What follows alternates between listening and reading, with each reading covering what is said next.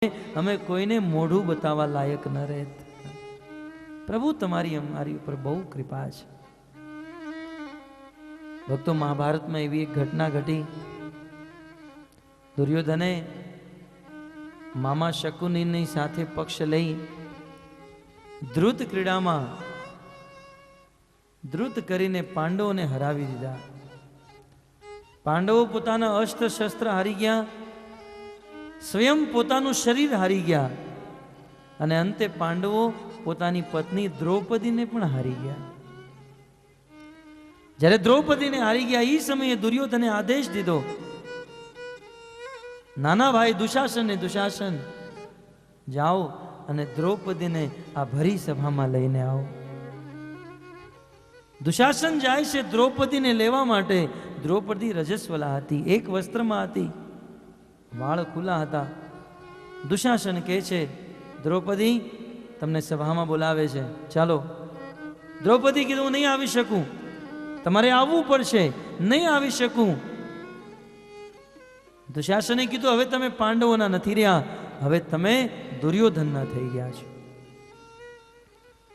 એ સમયે દુશાસન દ્રૌપદીના વાળ પકડી એ દ્રૌપદીને ઢસડતા ઢસડતા કુરુવંશની સભામાં લઈને આવે છે।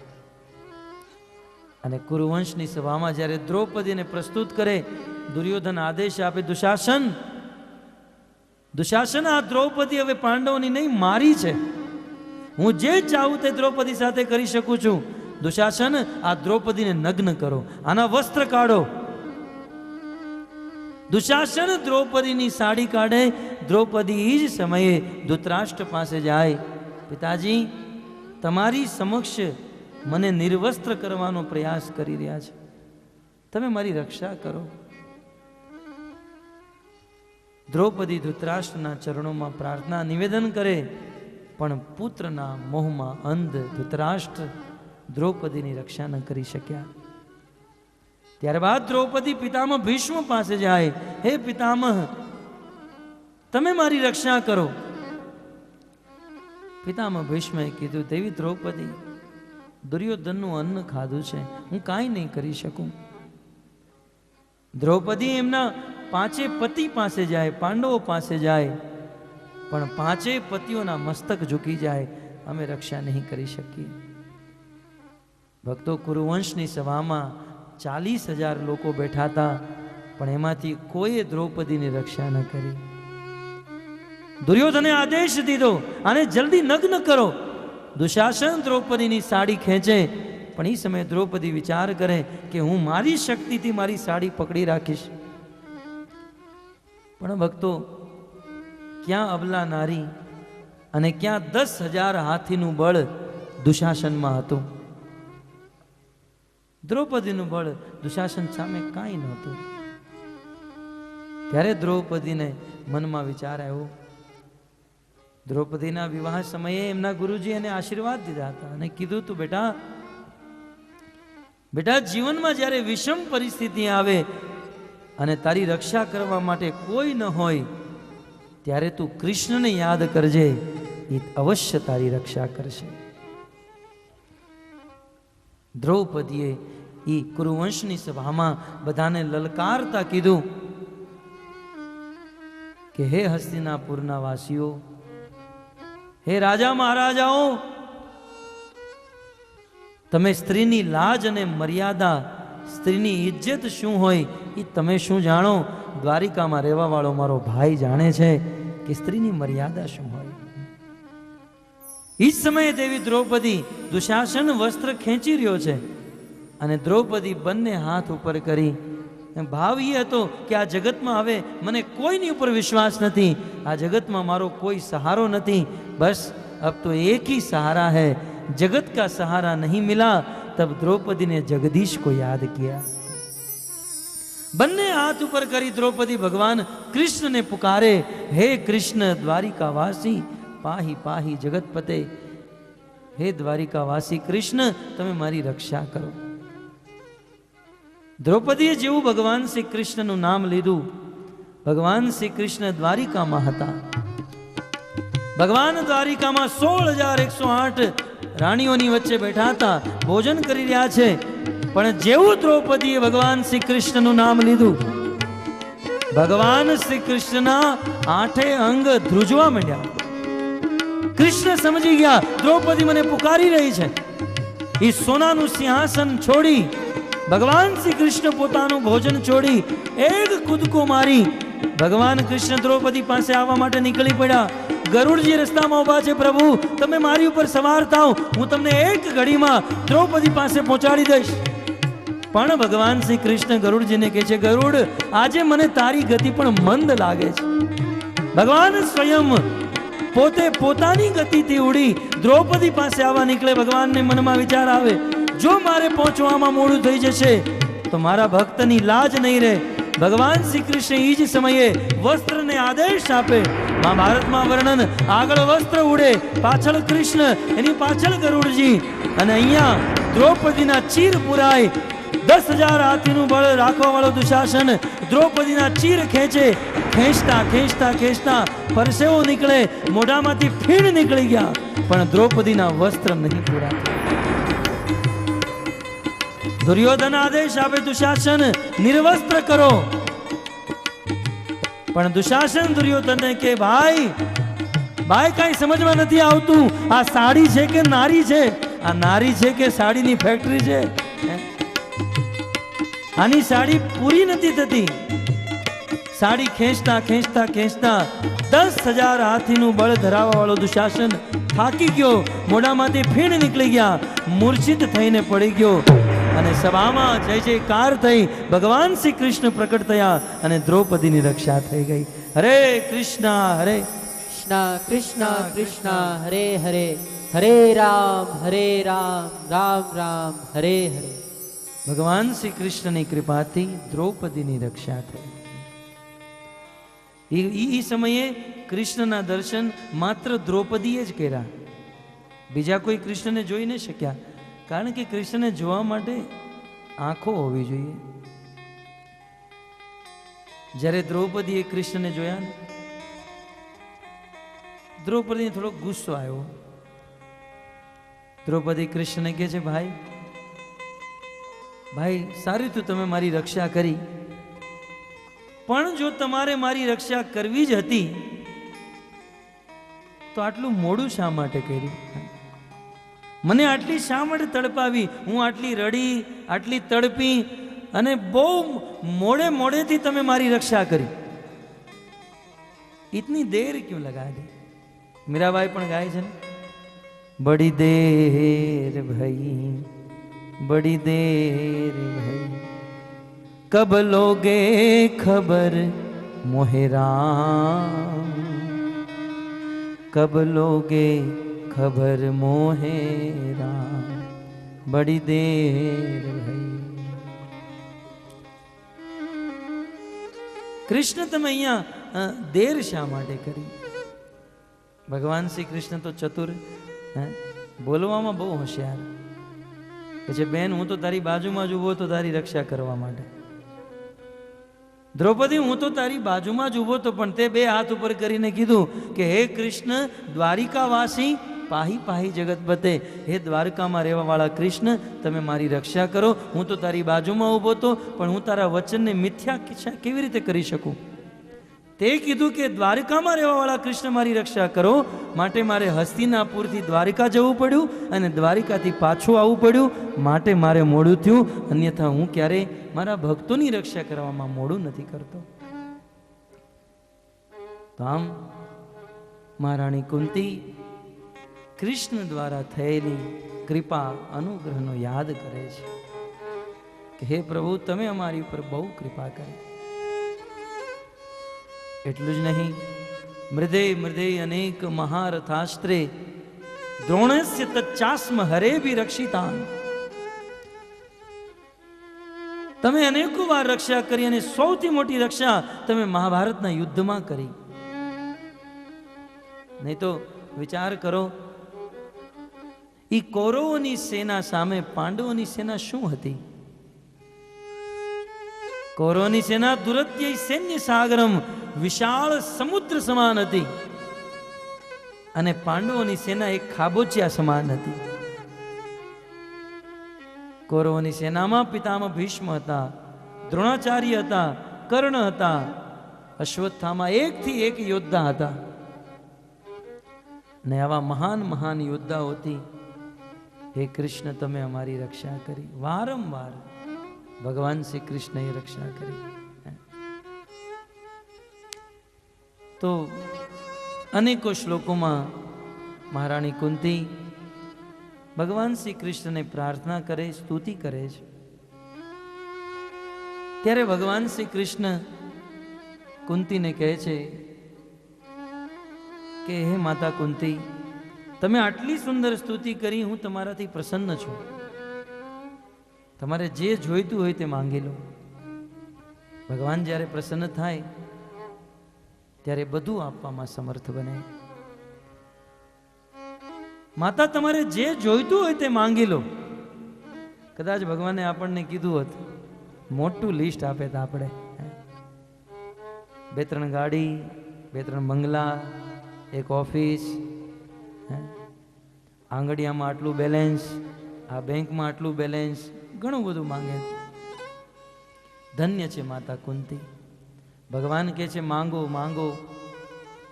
દેવી કુંતીએ ભગવાન પાસે જે માંગ્યું છે, ન ભૂતો ન ભવિષ્યતિ, આજ સુધી નથી એવું કોઈ માંગ્યું કે ભવિષ્યમાં એવું કોઈ નહીં માંગે. કૃષ્ણએ વારંવાર કીધું કે જે જોઈતું હોય તે માંગી લો. ત્યારે માતા કુંતી કહે છે કૃષ્ણ, કૃષ્ણ તમારે મને જો કાંઈ દેવું જ હોય તો તમે મને દુઃખ આપો, મારે દુઃખ જોઈએ છે. જ્યાં તમે ને હું ભગવાન પાસે જઈએ અને સુખ માંગીએ છીએ, પણ માતા કુંતી ભગવાન કૃષ્ણ પાસે દુઃખ માંગી રહ્યા છે. વિપદ સંતુ ન શશ્વત તત્ર તત્ર જગદ ગુરો ભવતો દર્શનમ યસ્યા અપુનર્ભવમ દર્શનમ. વિપદ સંતુ ન શશ્વત તત્ર તત્ર જગદગુરુ. હે જગદગુરુ, હે કૃષ્ણ, તમારે દેવું જ હોય તો મને વિપત્તિ આપો, મને દુઃખ આપો. શા માટે દુઃખ જોઈએ છે?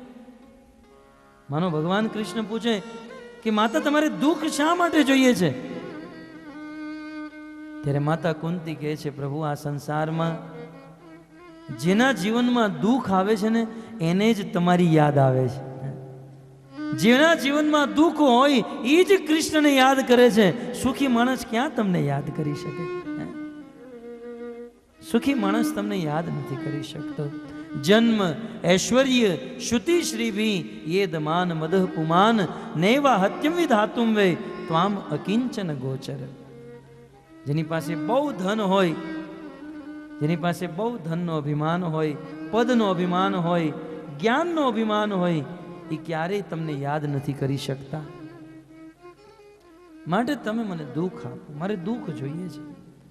અને પ્રભુ, જ્યારે જ્યારે મારા જીવનમાં દુઃખ આવ્યું છે ત્યારે ત્યારે મેં તમારું સ્મરણ કર્યું છે, અને જ્યારે જ્યારે મેં તમારું સ્મરણ કર્યું ત્યારે ત્યારે તમે તમારા દર્શન અમને દીધા છે. બસ અમને તો તમારા દર્શન જોઈએ છે. ભગવાન શ્રી કૃષ્ણ પૂછે, મારા દર્શનથી શું લાભ થવાનો છે? મારા દર્શનથી તમને શું લાભ થશે? ત્યારે દેવી કુંતી કહે છે, ભવતો દર્શનમ યસ્યા. કૃષ્ણ, તમારા દર્શન થવાથી અપુનર્ભવમ દર્શનમ. એક વાર પણ આ સંસારનો મનુષ્ય એક વાર પણ જો તમારા દર્શન કરી લે તો ફરીથી એને આ સંસારના દર્શન નથી કરવા પડતા, કારણ કે તમારા ધામ વૈકુંઠને પ્રાપ્ત કરી લે છે. માટે કૃષ્ણ, દુઃખ આપો કે જેથી તમારા દર્શન કરી શકીએ. દેવી કુંતી દુઃખ માંગે છે. આમ અનેકો શ્લોકોમાં કૃષ્ણને સ્તુતિ કરે, પણ કૃષ્ણનું મન હજી ભરાણું નહીં. કૃષ્ણે કીધું નહીં, કંઈક હજુ માંગો માંગો. ત્યારે માતા કુંતી કહે છે કે પ્રભુ, તમારે દેવું જ હોય, મારે બીજી કોઈ વસ્તુ નથી જોતી. બસ જેમ ગંગાની ધારા ધીરે ધીરે વધતી જાય છે, જેમ ગંગાના જળનો ફોર્સ ગંગોત્રીથી નીકળતા ધીરે ધીરે પ્રચંડ થતો જાય છે, એમ ગંગાની ધારાની જેમ મારી ભક્તિ વધતી રહે. હે પ્રભુ, મને ભક્તિના આશીર્વાદ આપો. દિવસે દિવસે મારી ભક્તિ તમારા ચરણોમાં વધતી રહે એવો અનુગ્રહ કરો. ભગવાનના જે સાચા ભક્તો હોય ને, એ ભગવાન પાસે સંસારની ભૌતિક વસ્તુ ક્યારેય ન માંગે.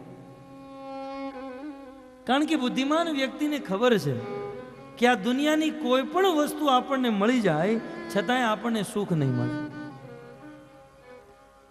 કારણ કે આ સંસારમાં દુઃખનું વાસ્તવિક કારણ કોઈ વસ્તુનો અભાવ નથી. આ દુનિયામાં દુઃખનું સાચું કારણ તો આ દુનિયા જ છે. આ ભૌતિક જગત જ આપણી માટે દુઃખનું મોટું કારણ છે. જ્યાં સુધી આ ભૌતિક જગતને છોડી આધ્યાત્મિક જગત વૈકુંઠમાં આપણે નહીં જઈએ ત્યાં સુધી આપણે સુખી નહીં થઈ શકીએ. પછી ભલે આ ભૌતિક જગતમાં રહેતા આપણને કોઈ પણ વસ્તુ મળી જાય. સહસ્ત્ર બાહુ દશ વદન આદ નીતો બચે ન કાલ વલિતે. રાવણ પાસે સોનાની લંકા હતી છતાંય સુખી નહોતો. સિકંદર આખી દુનિયાનો રાજા હતો છતાંય સુખી નહોતો. આ સંસારની કોઈ પણ વસ્તુ મળી જાય આપણે સુખી નહીં થઈ શકીએ. માટે એક બુદ્ધિમાન વ્યક્તિ ભગવાન પાસે ક્યારેય આ સંસારની વસ્તુ નથી માંગતા. બુદ્ધિમાન વ્યક્તિ ભગવાન પાસે ભગવાનની માંગણી કરે છે. મને તો આપ જોઈએ છે. કારણ કે ભક્તો, ભગવદ્ ગીતામાં ભગવાન શ્રી કૃષ્ણએ આ સંસારને જેલ કીધી છે. જેમ ભારતમાં જેલ હોય ને, મોટી મોટી જેલો છે જેમાં ઉંમર કેદની સજા લોકો ભોગવતા હોય, એમ ભક્તો આ જે પૃથ્વી ઉપર આપણે રહી રહ્યા છીએ આ પૃથ્વી પણ એક જેલ છે. મામુપેત્ય પુનર્જન્મ દુઃખાલયમ અશાશ્વતમ. ભગવદ્ ગીતામાં સ્પષ્ટ રૂપે કીધું છે કે આ પૃથ્વી એક જેલ છે જે ભગવાન શ્રી કૃષ્ણએ બનાવી છે. હવે વિચાર કરો, જેલમાં રહીને કોણ સુખી થઈ શકે? કદાચ ગમે એવી વસ્તુ મળી જાય.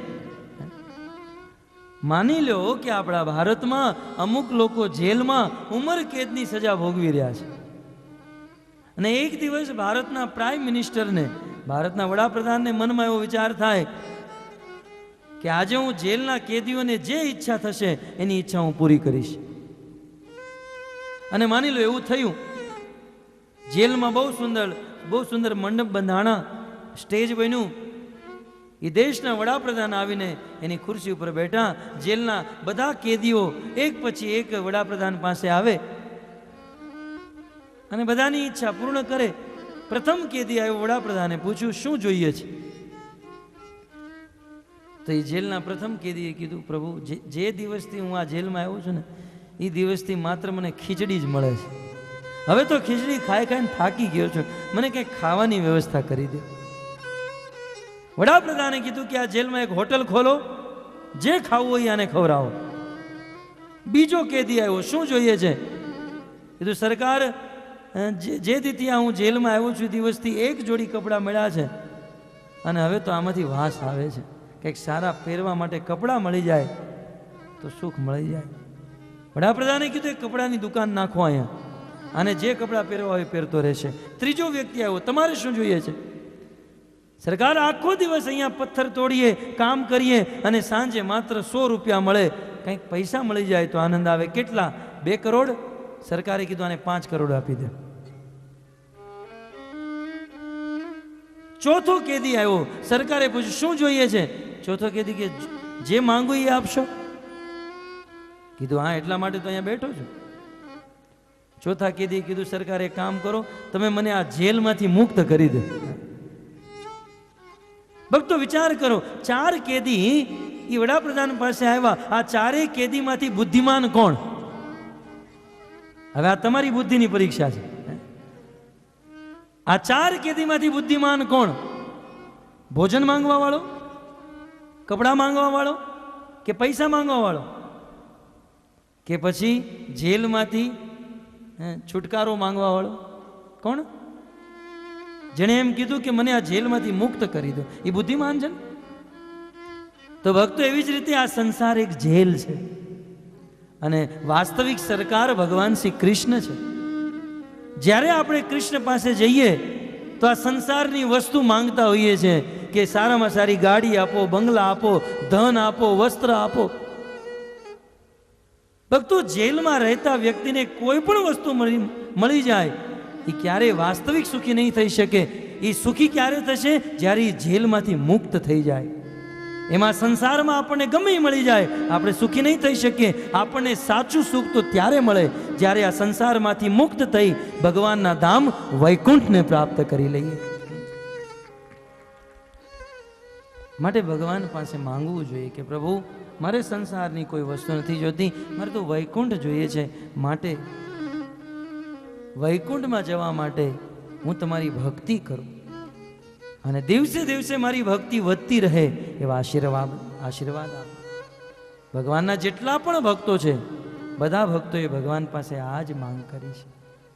પછી વૃત્રાસુર હોય, રામાયણનો કેવટ હોય, મહારાણી કુંતી હોય કે પછી જૂનાગઢના નરસિંહ મહેતા હોય, કહે છે શુદ્ધ ભક્તિ વધે મારી પૂર્ણિમા જેવી. શુદ્ધ ભક્તિ વધે ગાઈએ પ્રેમ છે. પૂર્ણિમા નરસિંહ મહેતા કહે છે શુદ્ધ ભક્તિ વધે મારી પૂર્ણિમા જેવી. શુદ્ધ ભક્તિ વધે મારી પૂર્ણિમા જેવી. સહુ સંતો આશીષ સદા દેજો એવી. સહુ સંતો આશીષ સદા દેવો દેવી. નરસિંહ મહેતા પ્રાર્થના કરે છે કે જેમ પ્રથમા, દ્વિતીયા, તૃતીયા, જેમ ચંદ્રની કળા ધીરે ધીરે વધતી જાય અને અપૂર્ણ ચંદ્રમાં ધીરે ધીરે પૂર્ણની ઓર આગળ વધતો જાય, એમ હે પ્રભુ, મારી ભક્તિ અપૂર્ણ છે અને ધીરે ધીરે ધીરે મારી ભક્તિ વધતી જાય, ધીરે ધીરે હું પૂર્ણ બની જાઉં એવા મને આશીર્વાદ આપો. સહુ સંતો આશીષ સદા દેજો એવી. સહુ સંતો આશીષ સદા દેજો એવી. આંખ મારી ઉઘડે ત્યાં સીતા રામ દેખું. આંખ મારી ઉઘડે ત્યાં સીતારામ દેખું. ભક્તો, આ તો એક જમાનો હતો કે જ્યારે આંખો ઉઘડતી ત્યારે રામ અને સીતાના દર્શન થતા. આંખો ઉઘડતી ત્યારે બહુ સુંદર ભગવાનના પ્રભાત્યા, ભગવાનના ભજનો સાંભળતા. આજે તો આંખ ઉઘડતાની સાથે આંખ મારી ઉઘડે ત્યાં ન્યૂઝપેપર દેખું, આંખ મારી ઉઘડે ત્યાં ટીવી સિરિયલ દેખું. આજે તો સમય બદલી ગયો ને, પણ એક દિવસ એવો સમય હતો કે જેવી આંખો ખુલ્લે ભગવાનના દર્શન થતા. આંખ મારી ઉઘડે ત્યાં સીતા રામ દેખું. આંખ મારી ઉઘડે ગાઈએ સીતારામ દેખું. ધન્ય મારું જીવન કૃપાએ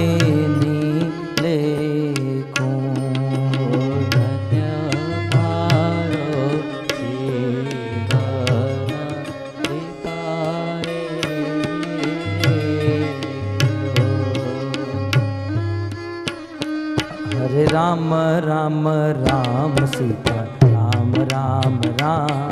હરે રામ રામ રામ સીતા हरे राम राम राम सीता राम राम राम। हरे राम राम राम सीता राम राम राम। हरे राम राम राम सीता राम राम राम। हरे राम राम राम सीता राम राम राम। हरे राम राम राम सीता राम राम। हरे राम राम राम सीता राम राम राम। हरे राम राम राम सीता राम राम राम। हरे राम राम राम सीता राम राम राम।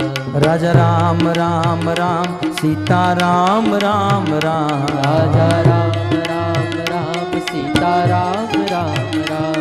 राजा राम राम राम सीता राम राम राम। राजा राम राम राम सीता राम राम राम।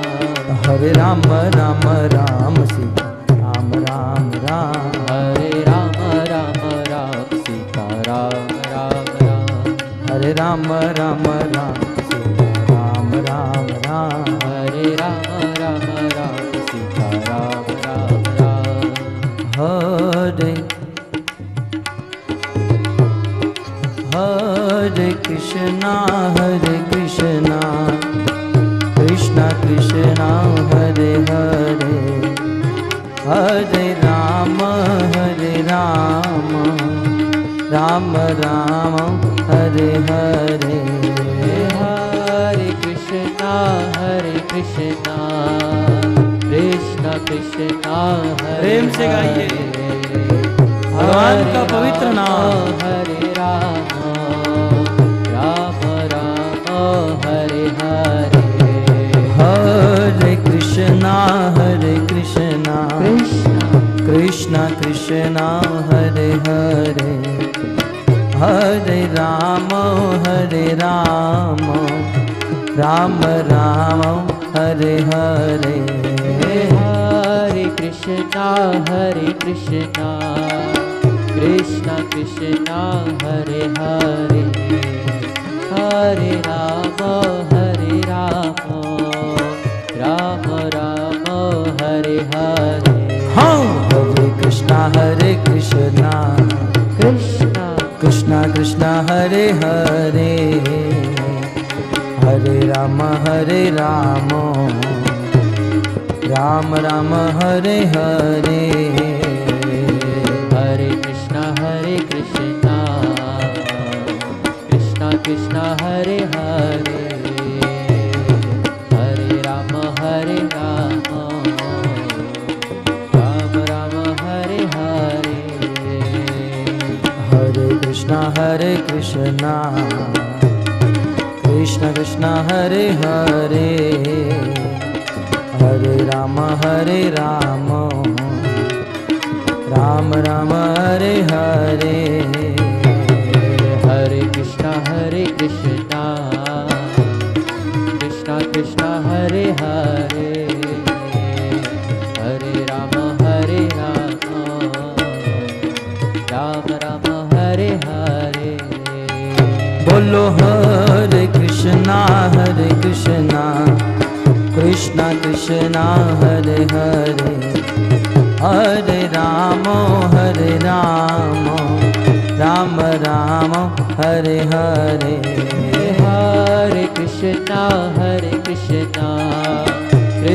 कृष्णा हरे हरे। हरे राम राम राम हरे हरे। युग धर्म हरिनाम संकीर्तन की जय। माता कुंती द्वारा स्तुति। અને ભક્તો દેવી કુંતી એટલી સુંદર સ્તુતિ કરી, ભગવાન શ્રી કૃષ્ણ પ્રસન્ન થઈ ગયા. તમે સાંભળ્યું હતું, કૃષ્ણ હસ્તિનાપુરથી દ્વારિકા જવા માટે તૈયાર થઈ ચૂક્યા હતા, રથ ઉપર સવાર હતા. પણ જ્યારે કુંતી દેવીની પ્રાર્થના સાંભળી, ભગવાન શ્રી કૃષ્ણ એ રથમાંથી નીચે ઉતરી ગયા. કીધું હવે હું દ્વારિકા નહીં જાઉં, હવે હું હસ્તિનાપુરમાં જ રહીશ. કૃષ્ણ ફરીથી હસ્તિનાપુરમાં રોકાણા છે. સુદ ગોસ્વામી વર્ણન કરે, કૃષ્ણ હસ્તિનાપુરમાં રહી રહ્યા છે. એ સમયે કૃષ્ણ જુએ છે યુધિષ્ઠિર મહારાજ અત્યંત દુઃખી છે. ભક્તો, મહાભારતના યુદ્ધ પહેલા અર્જુન દુઃખી હતા અને મહાભારતના યુદ્ધ પછી યુધિષ્ઠિર મહારાજ દુઃખી થયા. રાત દિવસ રડતા હતા. યુધિષ્ઠિર મહારાજના દુઃખનું એક જ કારણ હતું. યુધિષ્ઠિરના હૃદયમાં ચિંતા હતી, શોક હતો કે મારા કારણે આ મહાભારતનું યુદ્ધ થયું અને એમાં અનેકો લોકોનો વિનાશ થયો. મારા કારણે અનેકો સ્ત્રી વિધવા થઈ ગઈ, અનેકો બાળકો અનાથ થઈ ગયા. યુધિષ્ઠિર રાત દિવસ રડે છે. યુધિષ્ઠિર મહારાજને શાંત કરવા માટે નારદ મુનિ, ધૌમ્ય ઋષિ, અસિત, દેવલ, વ્યાસ આ બધા ઋષિ મુનિઓ યુધિષ્ઠિર મહારાજ પાસે આવે અને એ રાજાને બહુ મનાવે, બહુ સમજાવે, છતાં યુધિષ્ઠિર મહારાજ સમજતા નથી. ઋષિ મુનિઓએ કૃષ્ણને કીધું, કૃષ્ણ આપ સમજાઈએ. ભગવાન શ્રી કૃષ્ણ પણ યુધિષ્ઠિર મહારાજને સમજાવે, છતાં પણ યુધિષ્ઠિર મહારાજ નથી માનતા. ભક્તો, કૃષ્ણ કોઈ વ્યક્તિને સમજાવે અને સામેવાળો વ્યક્તિ ન માને, આ વાત કઈ સમજમાં નથી આવતી. કૃષ્ણની ઈચ્છા હોય કે આ વ્યક્તિ સમજી જાય તો એને સમજવું જ રહ્યું. પણ સાચી વાત તો એ હતી, સુદ ગોસ્વામી કહે છે, કૃષ્ણેન અદ્ભુત કર્મણા, ભગવાન શ્રી કૃષ્ણના કર્મ અદ્ભુત છે, એને સમજવા બહુ મુશ્કેલ છે. કૃષ્ણ બહારથી તો યુધિષ્ઠિર મહારાજને સમજાવે છે, મહારાજ તમે માની જાઓ, તમે રડવાનું બંધ કરો, તમે શોક ન કરો. એ બહારથી ભગવાન કૃષ્ણ યુધિષ્ઠિર મહારાજને સમજાવે છે, મનાવે છે, પણ અંદરથી એ જ કૃષ્ણ પરમાત્માના રૂપે બેઠા છે અને યુધિષ્ઠિરને પ્રેરણા આપે છે. યુધિષ્ઠિર માનતો નહીં. એક જ કૃષ્ણ બહારથી મનાવે છે અને એ જ કૃષ્ણ પરમાત્માના રૂપે હૃદયમાં બેઠીને કહે છે કે માનતા નહીં. આનું કારણ એક જ, ભગવાન શ્રી કૃષ્ણની ઈચ્છા હતી કે આ યુધિષ્ઠિર મહારાજ કોઈ પણ વ્યક્તિથી ન માને. અને જ્યારે યુધિષ્ઠિર મહારાજ કોઈ પણ વ્યક્તિથી નહીં માને ત્યારે એ પિતામહ ભીષ્મ પાસે જશે. એ સમયે પિતામહ ભીષ્મ શરશૈયા ઉપર સૂતા હતા અને ભગવાન શ્રી કૃષ્ણએ વિચાર કર્યો કે મેં તો જગતના જીવોને સમજાવવા માટે અનેકો ઉપદેશ દીધા, ભગવદ્ ગીતાનું જ્ઞાન પણ દીધું, પણ જ્યાં સુધી ભારતનો વીર, આ ભારત ભૂમિનો પરમ પરાક્રમી યોદ્ધા ભરત પુંગવ પિતામહ ભીષ્મ પોતાના મુખેથી ઉપદેશ નહીં કરે, ત્યાં સુધી જગતના લોકો આ મારા ભક્તિના સિદ્ધાંતને ગ્રહણ નહીં કરી શકે. કૃષ્ણની ઈચ્છા હતી મહાભાગવત પિતામહ ભીષ્મના મુખેથી ઉપદેશ થાય અને એનું શ્રવણ યુધિષ્ઠિર મહારાજ અને સંસારના ઋષિ મુનિઓ કરે. માટે ભગવાન શ્રી કૃષ્ણની પ્રેરણાથી યુધિષ્ઠિર મહારાજે કોઈની વાત ન માની. અને એક દિવસની વાત, ભગવાન શ્રી કૃષ્ણે યુધિષ્ઠિર મહારાજને સલાહ આપી, મહારાજ ઉત્તરાયણનો સમય નિકટ આવી ચૂક્યો છે, મકર સંક્રાંતિનો સમય નિકટ આવી રહ્યો છે, આ કુરુવંશનો સૂર્ય હવે અસ્ત થવા જઈ રહ્યો છે. પિતામહ ભીષ્મ પોતાના પ્રાણ ત્યાગી દે એની પહેલા તમે એમની પાસેથી ઉપદેશ ગ્રહણ કરી લો, એમની પાસેથી જ્ઞાન ગ્રહણ કરી લો. યુધિષ્ઠિર મહારાજને વાત બહુ સારી લાગી.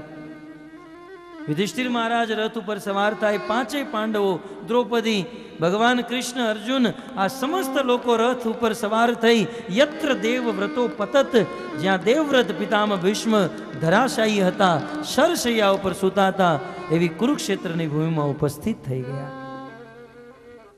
અને ભક્તો, યુધિષ્ઠિર મહારાજ પિતામહ ભીષ્મ પાસે જ્ઞાન ગ્રહણ કરવા જઈ રહ્યા છે, આ વાત વાયુ વેગે આખા બ્રહ્માંડમાં ફેલાઈ ગઈ. અને આ વાતની ખબર પડતા જ આ બ્રહ્માંડના મોટા મોટા ઋષિ મુનિઓ, સાધુ સંત મહાત્મા, અસી, દેવલ, વ્યાસ, ધૌમ્ય, પરાશર અને ભક્તો, જમદગ્નિ પુત્ર સાક્ષાત પરશુરામ પણ પોતાના સમસ્ત શિષ્યોને લઈ પિતામહ ભીષ્મના મુખેથી ઉપદેશ શ્રવણ કરવા માટે પધાર્યા છે. એ કુરુક્ષેત્રની ભૂમિમાં અનેકો લોકો પધાર્યા છે. પિતામહ ભીષ્મ પ્રવચન કરશે અને અમે એ ઉપદેશ સાંભળીશું. બહુ સુંદર ઘટના ઘટી. બીજા બધાનું આવવું તો સંભવ હતું, પણ પરશુરામજીનું આવવું ત્યાં સંભવ નહોતું. અને એમાંય પરશુરામજી એમના સમસ્ત શિષ્યોને લઈને આવ્યા છે. ભક્તો, શાસ્ત્રનો બહુ સુંદર સિદ્ધાંત છે. યદ્યપિ પિતામહ ભીષ્મ અને પરશુરામ વચ્ચે દુશ્મનાવટ હતી. પિતામહ ભીષ્મ અને પરશુરામ બંને દુશ્મન હતા, શત્રુ હતા એકબીજાના. આ શત્રુતા કેવી રીતે થઈ? તમે બધાએ સાંભળ્યું હશે કે જ્યારે પિતામહ ભીષ્મ વિચિત્ર વીર્યના વિવાહ કરવા માટે અંબા, અંબિકા અને અંબાલિકાનું અપહરણ કરે, અને આ ત્રણેય સ્ત્રીનું અપહરણ કરી પિતામહ ભીષ્મ હસ્તિનાપુર આવી રહ્યા હતા, ત્યારે અંબા નામની કન્યાએ પિતામહ ભીષ્મને કીધું કે હે દેવવ્રત, તમે મારું અપહરણ નહીં કરો, કારણ કે હું મનથી શાલ્વ નરેશને વરી ચૂકી છું. તમે મને મુક્ત કરો. પિતામહ ભીષ્મએ અંબાને મુક્ત કરી અંબિકા અને અંબાલિકાના વિવાહ કરાવ્યા. અંબા જ્યારે શાલ્વ નરેશ પાસે ગઈ, તમે મારી સાથે વિવાહ કરો. શાલ્વ નરેશે કીધું, તારું તો અપહરણ થઈ ચૂક્યું છે, હવે તારી સાથે લગ્ન કોણ કરે? ના પાડી દીધી. ત્યારે અંબા પિતામહ ભીષ્મ પાસે આવી કે તમે મારી સાથે લગ્ન કરો. પિતામહ ભીષ્મે કીધું, મારી પ્રતિજ્ઞા છે, હું લગ્ન નહીં કરું. અહીંયાથી શાલ્વ નરેશે ના પાડી, અહીંયાથી પિતામહ ભીષ્મે ના પાડી. ધોબી કા કુત્તા, ન ઘર કા ન ઘાટ કા. જ્યારે બંને ઠુકરાવી દીધી, પિતામહ ભીષ્મ વારંવાર ના પડે, હું વિવાહ નહીં કરું. ત્યારે અંબા પિતામહ ભીષ્મના ગુરુ પરશુરામજી પાસે ગઈ. પરશુરામ પિતામહ ભીષ્મના ગુરુ હતા. પિતામહ ભીષ્મએ ધનુર્વિદ્યાનું જ્ઞાન પરશુરામજી પાસેથી ગ્રહણ કર્યું. અંબા ગુરુ પાસે ગઈ, પરશુરામજીને કીધું, ગુરુવર, આ તમારો શિષ્ય દેવવ્રત મારું માનતો નથી. એક તો મારું અપહરણ કર્યું અને હવે મારી સાથે વિવાહ નથી કરતો. તમે એને કહો મારી સાથે વિવાહ કરે. પરશુરામજી અંબાની વાતોમાં આવી ગયા. પરશુરામ પિતામહ ભીષ્મ પાસે આવે કે દેવવ્રત, તું મારો શિષ્ય છે, તું જાણે છે ને હું તારો ગુરુ છું, મારી આજ્ઞા છે કે તું અંબા સાથે વિવાહ કર. પિતામહ ભીષ્મે કીધું, ગુરુજી તમે જે કહેશો એ સેવા કરીશ, પણ લગ્ન તો નહીં જ કરું. પરશુરામે કીધું, દેવવ્રત તારે લગ્ન કરવા પડશે. નહીં કરું, કરવા પડશે, નહીં કરું. પરશુરામે કીધું, જો તું લગ્ન નહીં કરે તો તારે મારી સાથે યુદ્ધ કરવું પડશે. પિતામહ ભીષ્મ કે લગ્ન કર્યા પછી રોજ યુદ્ધ કરવું એની કરતા એક વખત તમારી સાથે કરી નાખું સારું. મંજૂર છે, યુદ્ધ કરીશ. પિતામહ ભીષ્મ અને એમના ગુરુ પરશુરામ સાથે ધમાસાન યુદ્ધ થયું. ભયંકર યુદ્ધ, 1000 વર્ષ સુધી યુદ્ધ ચાલ્યું. યુદ્ધનો કોઈ નિર્ણય ન આવ્યો. ત્યારે નારદ મુનિ ત્યાં ઉપસ્થિત થયા અને બંનેને છૂટા કર્યા. કહેવાનો તાત્પર્ય એ છે કે પિતામહ ભીષ્મ, પરશુરામ આ બંને શત્રુ હતા. પરશુરામજી પિતામહ ભીષ્મને પોતાના શત્રુ માનતા હતા. પણ ભક્તો, કેટલો સુંદર સિદ્ધાંત છે. ભલે ગમે એટલા મોટા શત્રુ હોય, પણ જ્યારે પિતામહ ભીષ્મ ભાગવત કથા કહેવા જઈ રહ્યા છે, ભગવત કથા કહેવા જઈ રહ્યા છે, ત્યારે પરશુરામજી પોતાની શત્રુતા છોડી, પોતાનું વેર ભૂલી, શિષ્યોને સાથે લઈ પિતામહ ભીષ્મના મુખેથી ઉપદેશ સાંભળવા માટે આવી રહ્યા છે. અને આપણા સમાજમાં કથા તો બહુ સારી વાંચે છે, પણ કંકોત્રી કાર્ડ નથી આવ્યું. ભક્તો, ભગવત કથામાં જવા માટે નિમંત્રણ, આમંત્રણની જરૂર નથી હોતી. 4 જગ્યાએ આમંત્રણની રાહ ન જોવી જોઈએ. અને જો આમંત્રણની રાહ જોશો તો નુકસાનીમાં રહેશો. એક તો હરિકથામાં કે ગુરુ દર્શનમાં ક્યારેય નિમંત્રણની રાહ ન જોવી જોઈએ. પિતાને ત્યાં, મિત્રને ત્યાં ક્યારે પણ નિમંત્રણની રાહ ન જોવી જોઈએ. નિમંત્રણ હોય કે ન હોય અવશ્ય જવું જોઈએ. અને અહીંયા તો શત્રુતા ભૂલીને જવું જોઈએ. પોતાનો વેર ત્યાગીને ભગવત કથા સાંભળવી જોઈએ. પરશુરામ ઇત્યાદિ અનેક ઋષિમુનિઓ પધાર્યા છે. 5 પાંડવો ઉપસ્થિત થયા અને મહાભાગવત પિતામહ ભીષ્મના મુખેથી ઉપદેશ ગ્રહણ કરી રહ્યા છે. ભક્તો, તમારા મનમાં એક પ્રશ્ન થતો હશે કે આટલા બધા લોકો પિતામહ ભીષ્મના મુખેથી ઉપદેશ સાંભળવા માટે આવ્યા અને ભાગવતમાં પણ એમ લખ્યું છે કે ભગવાનની પૂર્ણ રૂપે પ્રાપ્તિ કરવાવાળા 12 મહાજન સ્વયંભૂ નારદ શંભુ કુમાર કપિલો મનુ પ્રહલાદ જનક ભીષ્મ બલિ વૈયા સકીર વયમ, એમાંના એક છે પિતામહ ભીષ્મ, જેને મહાભાગવત કહેવામાં આવે છે. તો મનમાં એક પ્રશ્ન થતો હશે કે પિતામહ ભીષ્મ મહાભાગવત હોવા છતાં પણ કૌરવોનો પક્ષ, દુર્યોધનનો પક્ષ, અધર્મનો પક્ષ શા માટે લીધો? પ્રશ્ન સાચો છે ને? કે આટલી મહાન પોસ્ટ ઉપર હોવા છતાં પણ, આટલી ઊંચી સ્થિતિ હોવા છતાં પણ પિતામહ ભીષ્મએ અધર્મનો પક્ષ શા માટે લીધો? શ્રી વિશ્વનાથ ચક્રવર્તી ઠાકુર લખે છે કે આમાંય પિતામહ ભીષ્મની ભક્તિ છે. પિતામહ ભીષ્મએ દુર્યોધનનો પક્ષ લીધો, એ પણ કૃષ્ણની એક ભક્તિ છે. જો તમે સમજી શકો તો. ભક્તિ શા માટે? ભગવાન શ્રી કૃષ્ણ આ પૃથ્વી ઉપર આવ્યા દુષ્ટોનો વિનાશ કરવા માટે. અને દુષ્ટોનો વિનાશ કરવા માટે મહાભારતનું યુદ્ધ જરૂરી હતું.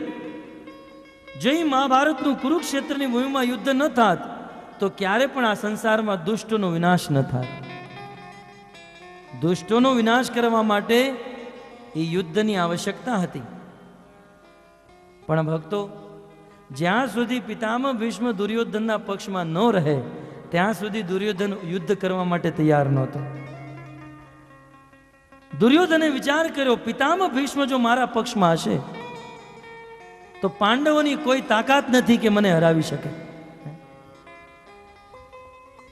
પિતામહ ભીષ્મ દુર્યોધનના પક્ષમાં રહેવાને કારણે દુર્યોધનનો યુદ્ધ કરવા માટે ઉત્સાહ વધ્યો. અને દેશ વિદેશમાં જેટલા પણ દુર્જનો હતા, જેટલા પણ અસુરો હતા, અધર્મીઓ હતા, એ બધાને ભેગા કર્યા દુર્યોધન. અને ભગવાન શ્રી કૃષ્ણ એ બધાનો વિનાશ કર્યો. આખિર પિતામહ ભીષ્મએ ભગવાન શ્રી કૃષ્ણની ઈચ્છાને પૂર્ણ કરવા માટે, દુષ્ટોનો વિનાશ કરવા માટે પોતાના મસ્તક ઉપર કલંક લઈને પણ ભગવાન શ્રી કૃષ્ણની સેવા કરી. આ છે મહાભાગવત. આવા પિતામહ ભીષ્મ સરસૈયા ઉપર સૂતા છે. 5 પાંડવો પોતાના દાદા પિતામહ ભીષ્મ પાસે પધારે છે. પિતામહ ભીષ્મને દૂરથી જોઈ 5 પાંડવો દોડ્યા છે અને પિતામહના શરીર નિકટ આવીને બેસી ગયા છે. પિતામહની સ્થિતિને જોઈ પાંડવોની આંખોમાં આંસુ આવી ગયું. અને આજે પાંડવોને જોઈને પિતામહ ભીષ્મની આંખોમાં આંસુ આવી ગયા છે. પાંડવોને જોઈ યુધિષ્ઠિર મહારાજને શોકમાં, દુઃખી અવસ્થામાં જોઈને પિતામહ ભીષ્મના મુખેથી ઉદ્ગાર નીકળ્યો છે. પિતામહ ભીષ્મ કહે છે, અહો કષ્ટમ અહો ન્યાયમ યત યુયમ ધર્મ નંદના. આ કેટલા કષ્ટની વાત છે, દુઃખની વાત છે કે બેટા યુધિષ્ઠિર, તમે ધર્મના પુત્ર હોવા છતાં પણ તમારા જીવનમાં આટલું દુઃખ આવ્યું. જેના જીવનમાં ધર્મ હોય, યત્ર ધર્મ સુતો રાજા ગદા પાણી વૃકોદર. આ સંસારમાં કોઈ પણ વ્યક્તિના જીવનમાં દુઃખ, એ દુઃખના 3 કારણ છે. એક પિતૃદોષ, માતૃદોષ અને કર્મદોષ. પિતામહ ભીષ્મ કહે છે કે હે પાંડવો, તમારા જીવનમાં પિતૃદોષ પણ નથી, માતૃદોષ પણ નથી અને કર્મ દોષ પણ નથી. કારણ કે તમારા પિતા રાજા પાંડુ તો ધર્માત્મા હતા અને રાજા પાંડુનું શાસન એટલું દિવ્ય હતું. ભક્તો, આ સત્ય વાત છે. જ્યાં સુધી હસ્તિનાપુરના રાજા પાંડુ હતા ત્યાં સુધી એમના સૈન્યને ક્યારેય યુદ્ધ નથી કરવું પડ્યું. રાજા પાંડુના પ્રભાવને જોઈને જ વિપક્ષની સેના એમના શરણોમાં થઈ જતી. તમારા પિતા ધર્માત્મા હતા. તમારી માં કુંતી પણ સતી નારી હતી. તો માતૃદોષ પણ નથી, પિતૃદોષ પણ નથી અને સત્ય કહું તો તમારો કર્મ દોષ પણ નથી. તમારા કર્મ પણ બહુ સારા છે. એ પાંડવો, તમે તમારા જીવનમાં ક્યારેય ખોટું કામ નથી કર્યું, ખોટું કર્મ નથી કર્યું. જો તમે ખોટું કર્મ કર્યું હોય તો કૃષ્ણ ક્યારેય તમારી સાથે ન રહે. આજે કૃષ્ણ તમારી સાથે છે એનું કારણ છે કે તમારું કર્મ દોષ નથી, તમારા કર્મ ખોટા નથી. તો જ્યારે તમારો પિતૃ દોષ પણ નથી, માતૃ દોષ નથી, કર્મ દોષ નથી, છતાંય તમારા જીવનમાં દુઃખ આવ્યું, આ બહુ આશ્ચર્યની વાત છે. કારણ કે યત્ર ધર્મ સુતો રાજા ગદા પાણી વૃકોધર કૃષ્ણોસ્તિ ગાંડીર્વ ચાપમ સુહત કૃષ્ણો તતો વિપત. કારણ કે જ્યાં સાક્ષાત ધર્મનો પુત્ર યુધિષ્ઠિર ઉભો હોય, જ્યાં ગદાધારી ભીમ ઉભો હોય અને જ્યાં સર્વશ્રેષ્ઠ ધનુર્ધર ગાંડીર્વધારી જે પક્ષમાં અર્જુન ઉભો હોય અને જે પક્ષની રક્ષા કરવા માટે ભગવાન કૃષ્ણ ઉભા હોય, એવા પક્ષમાં, એવા પાંડવોના જીવનમાં દુઃખ આવે? ક્યારેય ન આવી શકે. પણ છતાંય તમારા જીવનમાં દુઃખ આવ્યું, આ બહુ કષ્ટની વાત છે. ભક્તો, બહુ સુંદર સિદ્ધાંત છે. આ સંસારમાં ઘણીવાર લોકોના મનમાં એવો પ્રશ્ન થાય કે આપણે ક્યારેય કોઈનું ખોટું નથી કરતા, આપણે ધંધામાંય કોઈનું ખોટું નથી કર્યું, આપણે આપણા જીવનમાંય ક્યારેય કોઈનું ખોટું નથી કર્યું અને આપણે તો ભગવાનની ભક્તિ કરીએ છીએ, છતાંય અમારા જીવનમાં દુઃખ શા માટે આવે છે? તમે જીવનમાં અનુભવ કર્યો હશે કે ક્યારેક ક્યારેક ભક્તોના જીવનમાં પણ બહુ દુઃખ આવે છે. વાસ્તવમાં તો એવું હોવું જોઈએ ને કે જેણે ક્યારેય કોઈનું ખોટું ન કર્યું હોય, જેણે પોતાના જીવનમાં ભક્તિ કરી હોય, એના જીવનમાં તો દુઃખ આવવું જ ન જોઈએ. પણ જોવામાં આવે છે કે આ સંસારમાં ક્યારેક ક્યારેક ભક્તોના જીવનમાં પણ બહુ કષ્ટ, બહુ દુઃખ આવે છે. ત્યારે પિતામહ ભીષ્મ કહે છે કે હે મારા પુત્રો, બેટા યુધિષ્ઠિર, તમારા જીવનમાં તમારો કોઈ દોષ નથી, તમે તો ભક્તિ કરી છે, છતાંય તમારા જીવનમાં દુઃખ આવ્યું. જો તમે મને પૂછતા હો કે તમારા જીવનમાં દુઃખ શા માટે આવ્યું, તેનું એક જ કારણ છે, સર્વ કાલ કૃતમ મન્યે. જો મને પૂછતા હો તો તમારા જીવનના દુઃખનું એક જ કારણ છે અને એ છે કાળ ચક્ર. કાળનું ચક્ર એવું ફર્યું છે કે કાંઈ ખોટું ન કર્યું હોવા છતાં પણ તમારા જીવનમાં દુઃખ છે. બસ આ કાળનું વિધાન છે. યુધિષ્ઠિર મહારાજે પૂછ્યું કે પિતામહ, આ કાળ શું છે? આ કાળ છે શું? અમને દુઃખ દેવા વાળો કાળ છે, તો એ કાળ શું છે? પિતામહ ભીષ્મ કહે છે, એ કાળ બીજું કોઈ નહીં, કાળ જે છે ભગવાન શ્રી કૃષ્ણની ઈચ્છા છે. અર્થાત તમારા જીવનમાં જે દુઃખ આવ્યું છે એ દુઃખનું કારણ ભગવાન શ્રી કૃષ્ણની ઈચ્છાને કારણે. યુધિષ્ઠિર મહારાજ તો ચક્કરમાં પડી ગયા કે જે કૃષ્ણ રાત દિવસ અમારી સાથે રહે છે, એ કૃષ્ણની ઈચ્છા છે કે અમે દુઃખી થઈ? હા બેટા, આ કૃષ્ણની ઈચ્છાથી તમારા જીવનમાં દુઃખ આવ્યું, અન્યથા તમારા જીવનમાં દુઃખ આવે જ નહીં. ભક્તો, સાચી વાત છે. આ સંસારમાં જે વ્યક્તિ ક્યારેય કોઈનું ખોટું ન કરતો હોય અને ભગવાનની ભક્તિ કરતો હોય અને છતાંય એના જીવનમાં દુઃખ આવતું હોય ને, તો સમજવું આ દુઃખ જે છે સાક્ષાત ભગવાન આપી રહ્યા છે. કારણ કે મનમાં પ્રશ્ન થાય ને કે ભગવાન ભક્તને દુઃખ શા માટે આપે? ભક્તો, ભગવાન ભક્તને દુઃખ એટલા માટે આપે કારણ કે ભગવાનની ઈચ્છા હોય કે આ ભક્ત આ જ જન્મમાં, આ જીવનમાં જ મારી પ્રાપ્તિ કરે.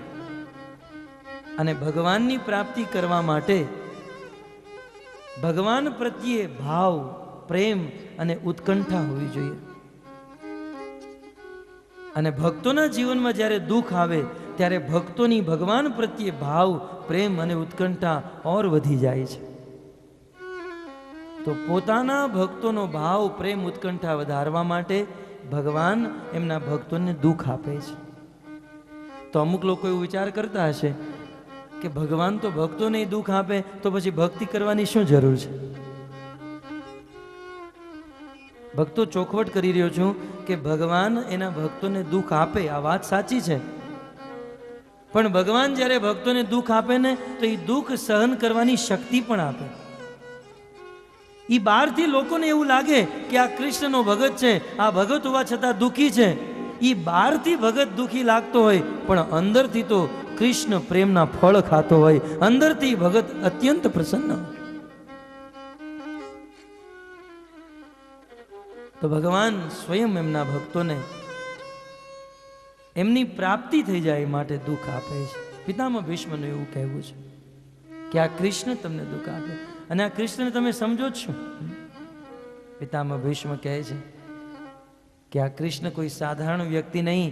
એ હજારો ઋષિ મુનિઓની સભામાં ભરત પુંગવ, ભારત ભૂમિનો વીર પિતામહ ભીષ્મ એલાન કરે છે, યેશ વે ભગવાન સાક્ષાત. કૃષ્ણ પાસે આંગળી દેખાડીને કહે છે, યેશ, આજે તમે આને સાધારણ બાળક માનો છો, સાધારણ વ્યક્તિ માનો છો. એ કોઈ સાધારણ વ્યક્તિ નહીં. યેશ વે ભગવાન સાક્ષાત. આ કૃષ્ણ સાક્ષાત ભગવાન છે. પણ એ કૃષ્ણને કોઈ ઓળખી નથી શકતું. વાત એટલી છે. સાક્ષાત ભગવાન છે.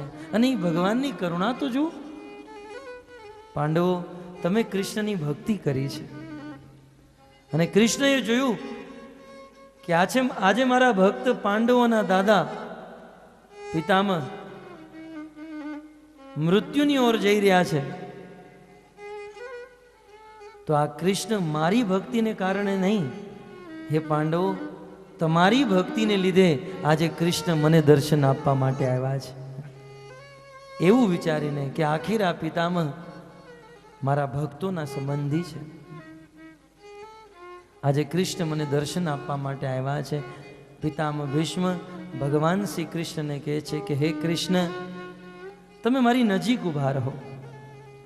બસ હવે મારી એક જ ઈચ્છા છે. ઘણા દિવસોથી હું અહીંયા શરશૈયા ઉપર સૂતો છું. આમ તો મને ઈચ્છા મૃત્યુનું વરદાન છે. જ્યાં સુધી ચાહું ત્યાં સુધી હું જીવન જીવી શકું એમ છું. પણ આવો અવસર મારા જીવનમાં ફરી ક્યારેય નહીં આવે. તમે મારી સમક્ષ ઊભા હો, સાધુ સંતો મારી સમક્ષ ઊભા હોય અને હું મારા દેહનો ત્યાગ કરું. પિતામહ ભીષ્મ ભગવાન શ્રી કૃષ્ણને આદેશ આપે અને કહે છે કે હે કૃષ્ણ, તમે મારી સામે ઊભા રહો. સદેવ દેવો ભગવાન પ્રતીક્ષતા કલેવરમ યા વદિદમ હિનોમ્યહમ પ્રસન્નહાસા ઋણલોચલોલ્લસત મુખાંબુજોદ્યા નપથશ્ચતુર્ભુજમ. હે કૃષ્ણ, હે દેવતાઓના પણ દેવ, હે ભગવાન, તમે અહીંયા ઊભા રહો, પ્રતીક્ષા કરો. માનો ભગવાન શ્રી કૃષ્ણ કહે, પિતામહ ક્યાં સુધી, કેટલી વાર ઊભો રહું? કલાક, 2 કલાક, 3 કલાક? જ્યારે પિતામહે કીધું કૃષ્ણ તમે મારી સામે ઊભા રહો, કેટલું ઊભો રહું? ત્યારે પિતામહ ભીષ્મ કહે છે, કલેવરમ યા વદિદમ હિનોમ્યહમ. હે કૃષ્ણ, જ્યાં સુધી હું આ મારું કલેવર જ્યાં સુધી હું મારું આ શરીર ત્યાગી ન દઉં, મારો આ દેહ જ્યાં સુધી છૂટી ન જાય ત્યાં સુધી હું તમે ઊભા રહો. માનો કૃષ્ણ કહે કઈ સ્ટાઇલમાં ઊભો રહું? ભગવાન તો ઘણી સ્ટાઇલ જાણે છે. ભગવાન કહે કઈ મુદ્રામાં ઊભો રહું? પિતામહ ભીષ્મ કહે છે પ્રસન્ન હાસા ઋણલોચલોલ્લસ મુખાંબુજોધ્યા ન પથશ્ચતુર્ભુજમ. હે કૃષ્ણ, પ્રસન્ન ચિત્તથી ત્રિભંગ લલિત સ્વરૂપથી તમે મારી સામે ઊભા રહો. બસ હું તમને જોતા જોતા, તમને સ્તુતિ કરતા કરતા મારું શરીર ત્યાગવા માંગુ છું. ભક્તો, પિતામહ ભીષ્મ એમના અંતિમ સમયે ભગવાન શ્રી કૃષ્ણને સ્તુતિ કરે છે, અદ્ભુત સ્તુતિ. પિતામહ ભીષ્મના જીવનમાં જે દિવસ આવ્યો છે, મૃત્યુનો દિવસ, આપણા બધાના જીવનમાં આવવાનો છે.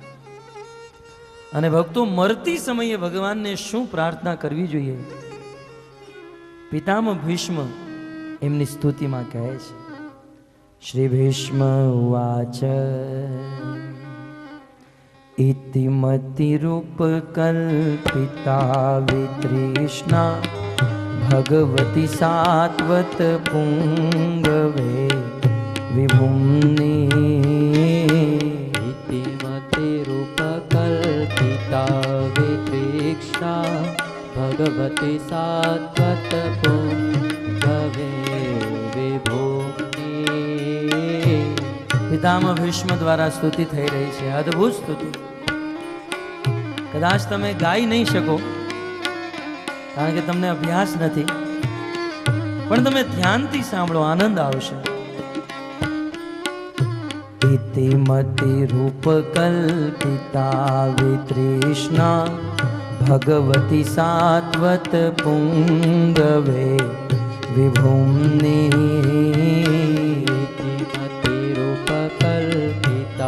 વિતૃષ્ણા ભગવતી સાત્વત પુંગવે વિભુમ્ની. સ્વસુખમુપગતે ક્વચિદ વિહરતુમ પ્રકૃતિમુપેયુષી યદ્ભવ પ્રવાહ. સ્વસુખમુપગતે ક્વચિદ વિહરતુમ પ્રકૃતિમુપેયુષી યદ્ભવ પ્રવાહ.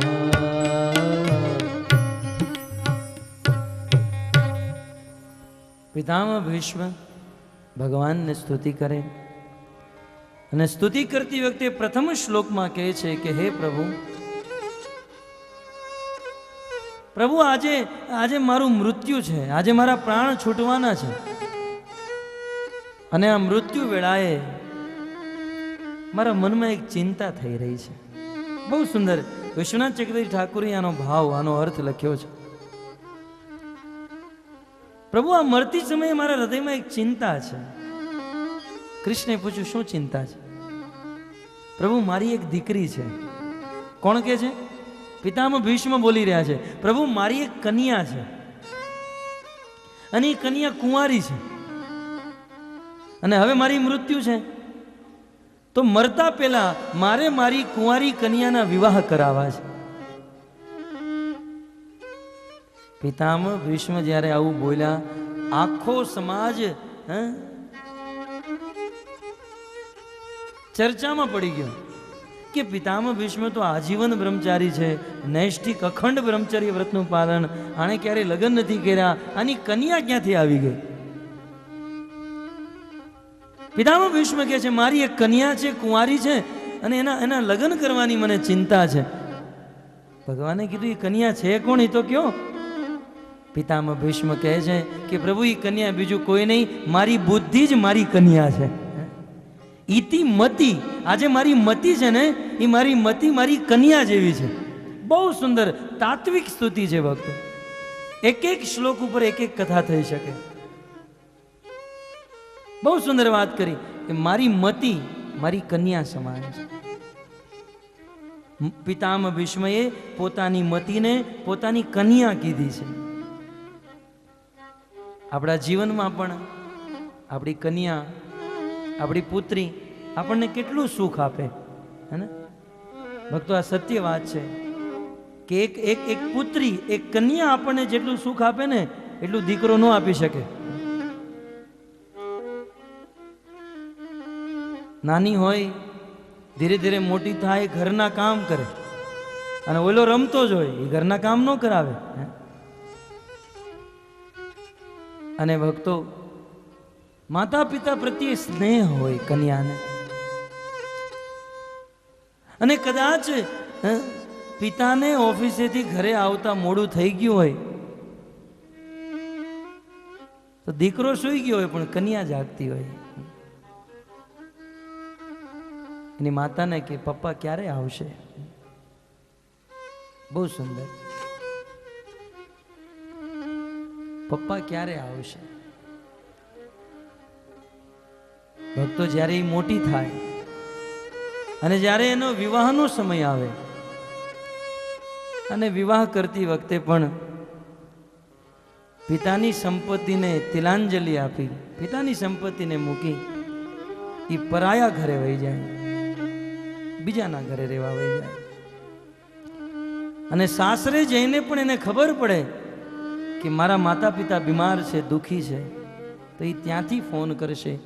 ત્યાં સાસરે બેઠા બેઠા એના હૃદયમાં દુઃખ થશે. એક કન્યા પિતાને જેટલું સુખ આપે એટલું પુત્ર નથી આપી શકતો.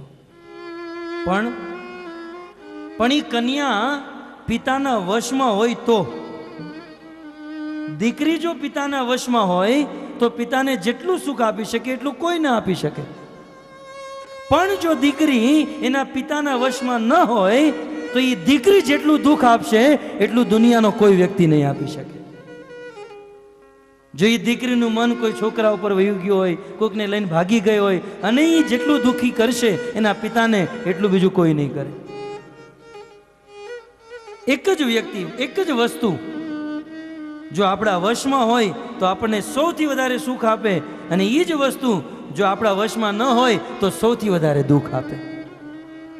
એમ જ ભક્તો, આપણી આ જે બુદ્ધિ છે ને, આપણી આ જે મતિ જે છે, એ બુદ્ધિ આપણા વશમાં હોય તો આપણને સૌથી વધારે સુખ આપી શકે, અને બુદ્ધિ જો આપણા વશમાં, આપણા કંટ્રોલમાં ન હોય તો એ સૌથી વધારે દુઃખ આપશે.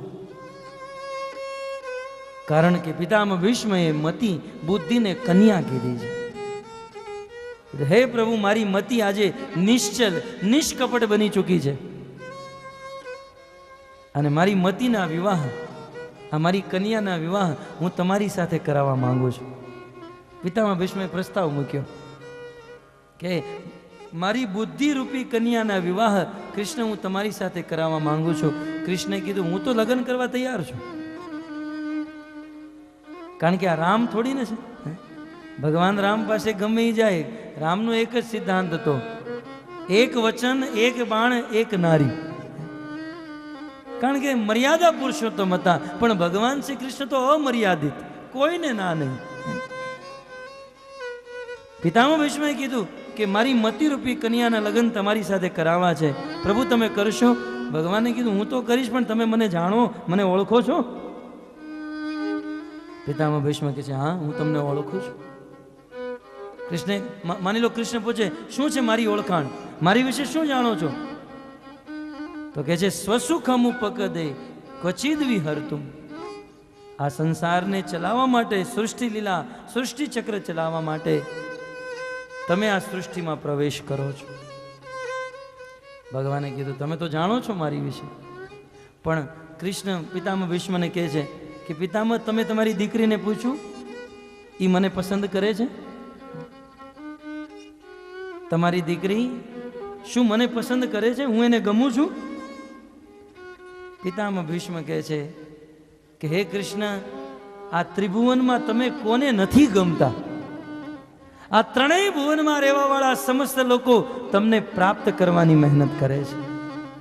ત્રિભુવન કમનમ તમાલ વર્ણમ રવિકર ગૌરવ રામબરમ દધાને. ત્રિભુવન કમનમ તમાલ कर गोरे वरांबरम ત્રણેય ભુવનના લોકો त्रिभुवन કમનમ કમાલવર્ણમ રવિકર ગૌરવરાંબરમ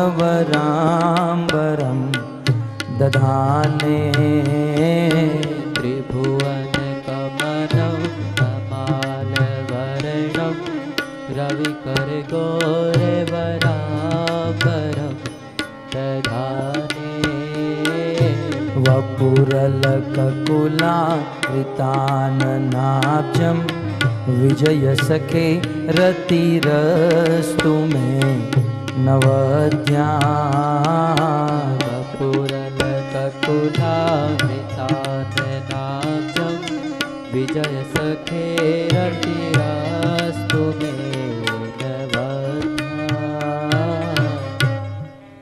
ભગવાન શ્રી કૃષ્ણ પૂછે તમારી કન્યાને હું પસંદ છું. પિતામહ ભીષ્મ કહે છે તમે કોને પસંદ નથી? ત્રિભુવન કમનમ ત્રણેય ભુવનમાં રહેવા વાળા લોકો તમારી કામના કરે છે, તમને પ્રાપ્ત કરવાની ઈચ્છા રાખે છે. કારણ કે તમે અત્યંત સુંદર છો. તમાલ વર્ણમ તમારા શરીરનો રંગ તમાલ વૃક્ષ સમાન શ્યામ વર્ણનો છે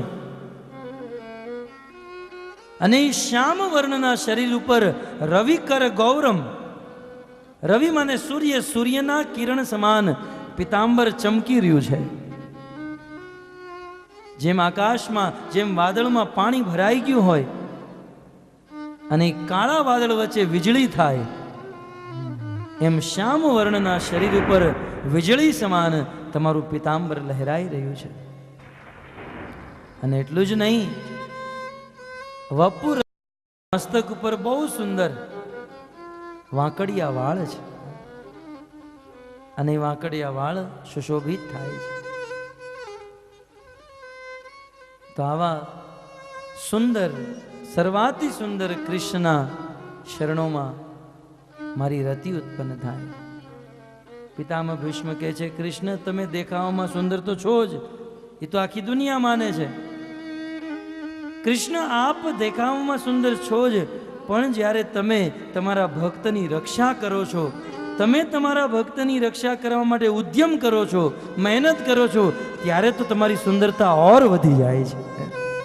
યોધિતુર ગરજો વિધૂમ્ર વિશ્વ કચલુલિત શ્રમવાર્યલં કૃતાસ્યે योधितुर गरजो विधूम्रविश्व कचलुलिता श्रमवार्यलं कृताश्रे मम निशितशरे विविद्यमान त्वचि विलसत् कवचेस्तु कृष्णयात्मा उपनिषितसरे विभेद्यमाना त्वचविलसत्कवचेस्तु कृष्णयात्मा।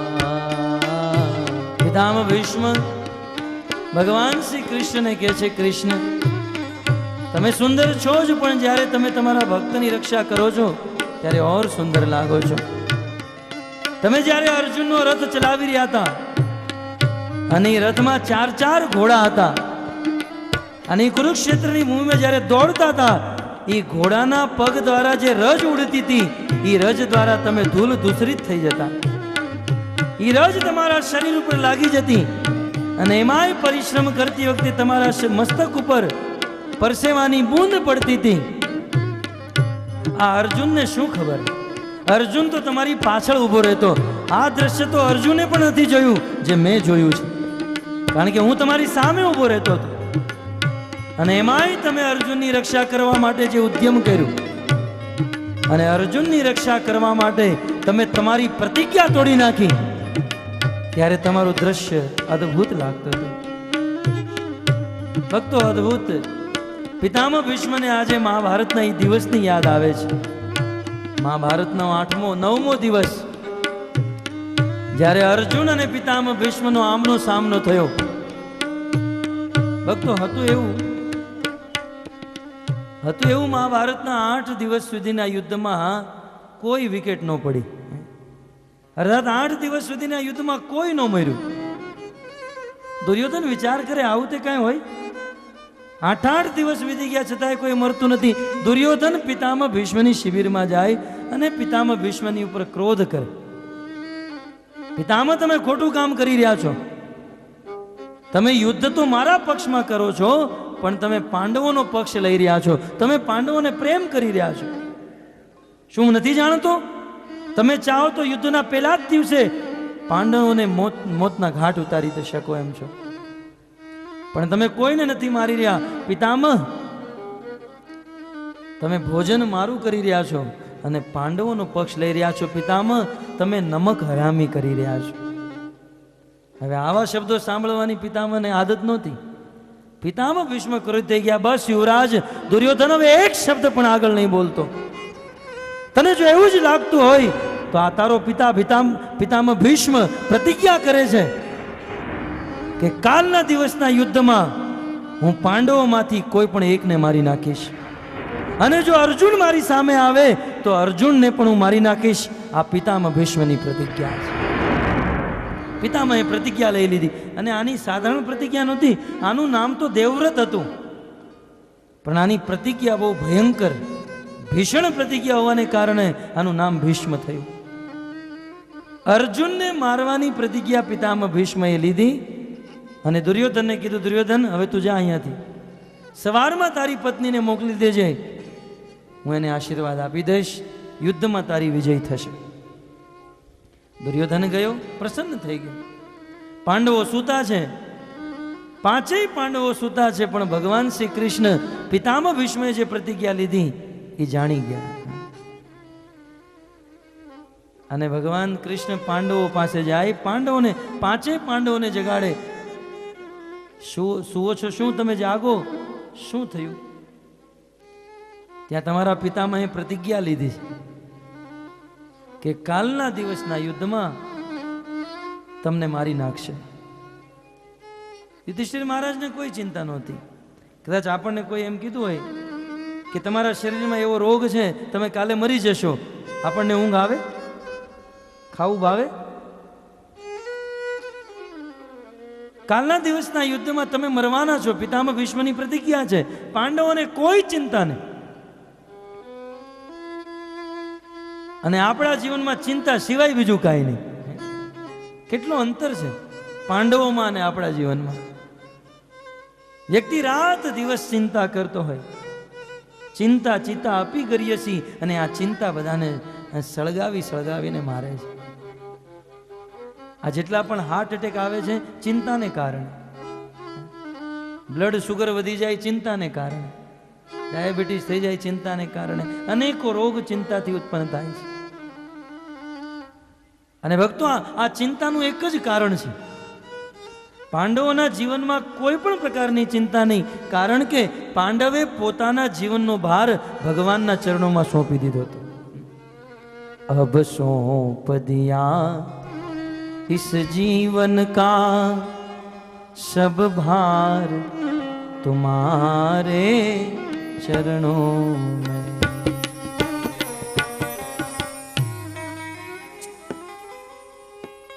પાંડવોએ એમના જીવનનો ભાર ભગવાનના ચરણોમાં સોંપી દીધો હતો. અને આપણે આપણા જીવનનો ભાર પોતે ઉઠાવી રહ્યા છીએ, કારણ કે આપણને અભિમાન છે, અહંકાર છે કે ભગવાન જેવું કાંઈ છે નહીં. આ જે કાંઈ પણ કરું છું એ હું જ કરું છું, હું જ કમાવું છું, હું જ ઓફિસ ચલાવું છું, હું જ કરું. ભક્તો, આજ આપણી અજ્ઞાનતા છે. હું કરું એ જ અજ્ઞાનતા, શકટનો ભાર જેમ શ્વાનતા. આપણા જીવનમાં સૌથી મોટું જ્ઞાન છે કે હું કરું. એક ગાડામાં બહુ માલ સામાન ભર્યો હોય અને 2 બળદી ગાડાને ખેંચીને જતા હોય, અને એ ગાડાની છાંયે નીચે કૂતરું ચાલતું હોય. એ છાંયે ચાલતું હોય પણ કૂતરું વિચાર કરતું હોય કે આ બધો ભાર હું જ ઉપાડું છું. ભક્તો, એ જ સ્થિતિ છે તમારી મારી કૂતરા જેવી, કે આ સંસારનો બધો ભાર ભગવાન ઉપાડે છે. બધું કાર્ય ભગવાન કરાવે છે, પણ હું ને તમે એમ વિચાર કરીએ છીએ કે આ હું જ કરું છું, હું જ કરું છું. આ જ અજ્ઞાનતા છે, અને આ અજ્ઞાનતાને કારણે જ આપણા જીવનમાં ચિંતા છે. જો આપણે જીવનનો ભાર ભગવાનને સોંપી દઈએ, ભગવાનમાં પૂર્ણ શ્રદ્ધા કરી લઈએ, તો જીવનમાં કોઈ પણ પ્રકારની ચિંતા નથી રહેતી.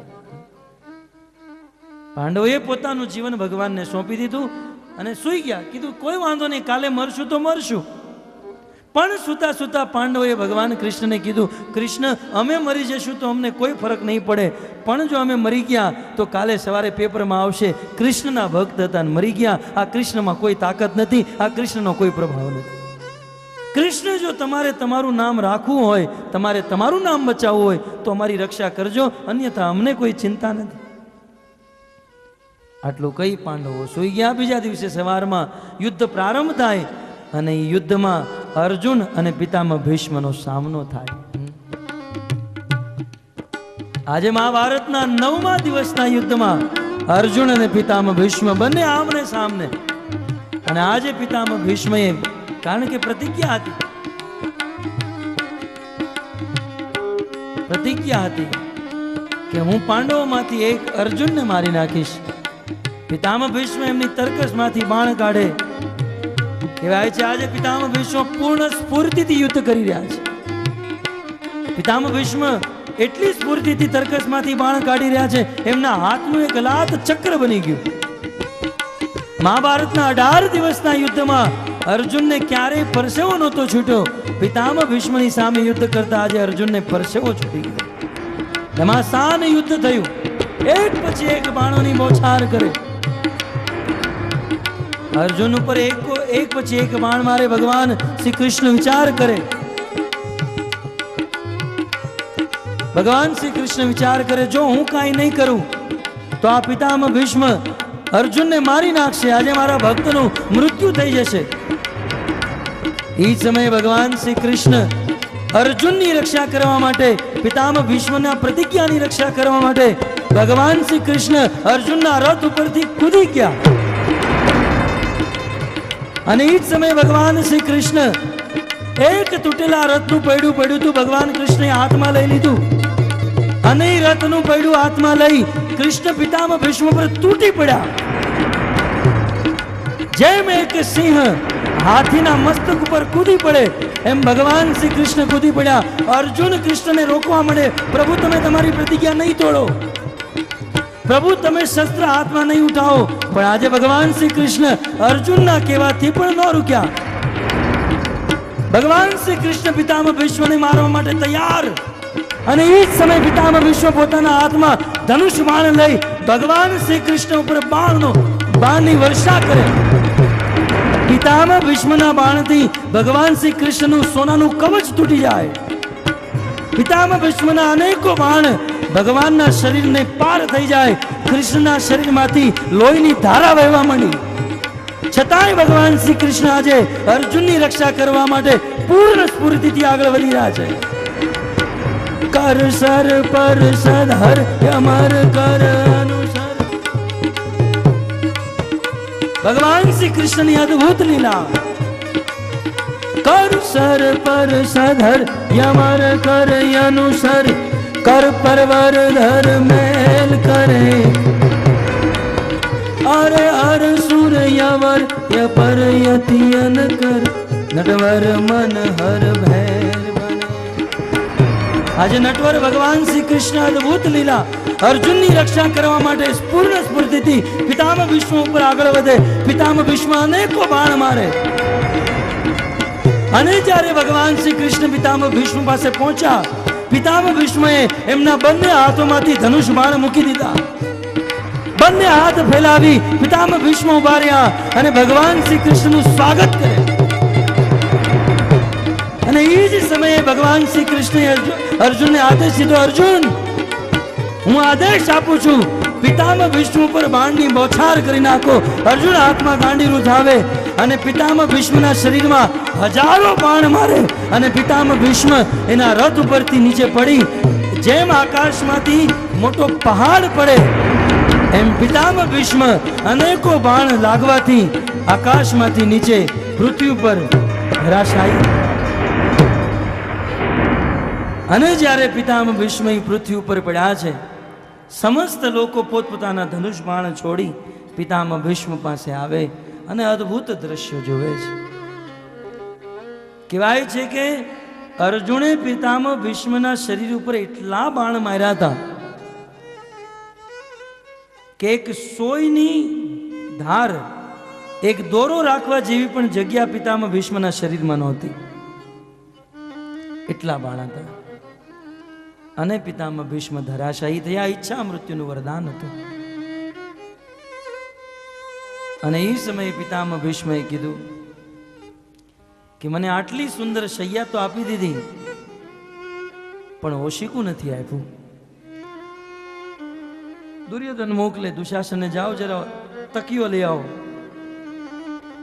પિતામહ ભીષ્મએ કીધું નહીં, મને બાણની શૈયા અર્જુને આપી છે તો અર્જુન જ મને બાણનું ઓશિકું આપશે. મહાભારતમાં એવું વર્ણન છે. એ સમયે અર્જુને પિતામહ ભીષ્મને મસ્તક ઉપર એક બાણ માર્યું અને એટલા વેગથી, એટલા ફોર્સથી બાણ માર્યું, પિતામહ ભીષ્મનું મસ્તક જે નીચે હતું એ ઉપર થઈ ગયું. આમ પિતામહ ભીષ્મ ભગવાન શ્રી કૃષ્ણની લીલા ઝાંખીને યાદ કરે છે. અને યાદ કરતા કરતા પિતામહ ભીષ્મએ જોયું, મોટા મોટા યોગીઓ, ધ્યાનીઓ પોતાનો દેહ ત્યાગવા માટે જે સમયની રાહ જોવે છે, એવો પવિત્ર ઉત્તરાયણનો સમય, મકર સંક્રાંતિનો સમય નિકટ આવી ચૂક્યો છે. અને એ સમયે ભગવાન શ્રી કૃષ્ણના દર્શન કરતા કરતા પિતામહ ભીષ્મએ પોતાના પ્રાણ ત્યાગી દીધા છે. આવો આપણે પણ ભગવાન શ્રી કૃષ્ણને પ્રાર્થના કરીએ કે જેવું મૃત્યુ પિતામહ ભીષ્મને પ્રાપ્ત થયું, ભક્તો ગાય છે ને, ઇતના તો કરના સ્વામી જબ પ્રાણ તન સે નિકલે. ભગવાનને એક જ પ્રાર્થના છે કે જ્યારે આ શરીરમાંથી પ્રાણ નીકળશે ત્યારે ગંગા જળ और तुलसी दल मुख में हो, मेरा सांवरा निकट हो, जब प्राण तन से निकले. પિતામહ ભીષ્મની બહુ સુંદર મૃત્યુ થઈ. ભક્તો, મરવાનું તો બધાને છે, પણ જે મૃત્યુ વખતે ભગવાનના નામ લેવાતા હોય, ભગવાનની સ્તુતિ ચાલતી હોય, ભગવાનના ભક્ત સાધુ સંતો ઊભા હોય અને સાક્ષાત ભગવાન દર્શન આપવા માટે આવ્યા હોય, આવી મૃત્યુ તો બહુ દુર્લભ છે. અને આવી મૃત્યુ એને જ પ્રાપ્ત થાય જેણે આખું જીવન ભગવાનની ભક્તિ કરી હોય. આજના સત્રમાં એટલો જ ઉપદેશ કે આપણે પણ ભગવાનની ભક્તિ કરીએ, ભગવાનનું નામ લઈએ, ભગવત કથા સાંભળીએ, કે જેનાથી મૃત્યુ સમયે ભગવાન પણ આપણને દર્શન આપવા માટે આવે. તો પિતામહ ભીષ્મ ભગવત ધામ પ્રાપ્ત કરે. આગળની કથા બીજા સત્રમાં આપણે શ્રવણ કરશું. આ પ્રથમ સત્રને અહીંયા જ વિરામ આપીએ. હરે કૃષ્ણ. હરે શ્રીમદ ભાગવતના દ્વિતીય દિવસનું પ્રથમ સત્ર ભક્તિમય. ધીરું રાખો.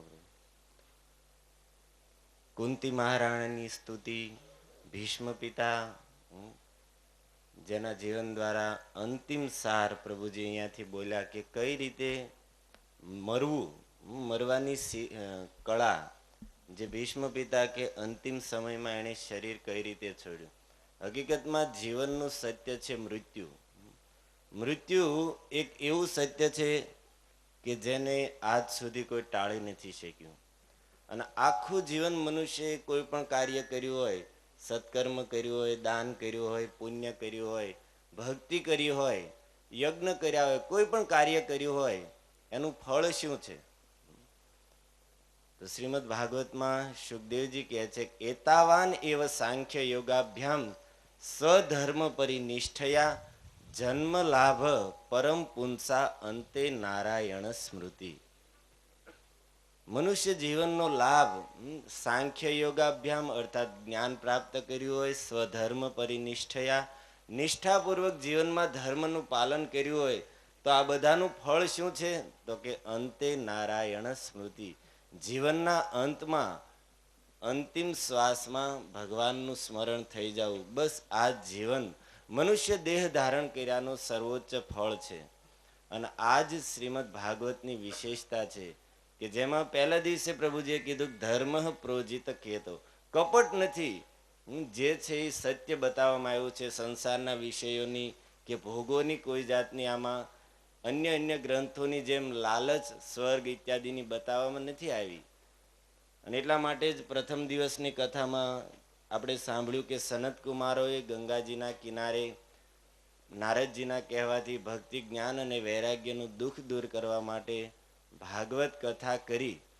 તો એમાં એક બહુ સુંદર વાત કરે છે એ કથામાં. એ ચારેય ભાઈઓ વ્યાસપીઠ ઉપર બેઠા બેઠા કે હે ઋષિઓ,